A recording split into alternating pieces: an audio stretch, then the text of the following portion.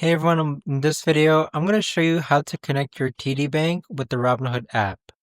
First, click on your profile icon on the bottom right hand corner. Next, click on the three lines on the upper left hand corner. Next, click on Transfers, then click on Add Account, which is located towards the bottom. Next, click on Bank Account. Then it's going to take a couple seconds for Plaid to actually load. What Plaid is that it keeps your data safe and it also protects your accounts. Click on Continue on the bottom hand side.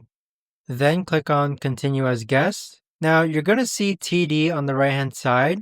Once you click on TD, it's going to prompt you to actually log in so that you can choose which accounts you want to connect with the Robinhood app.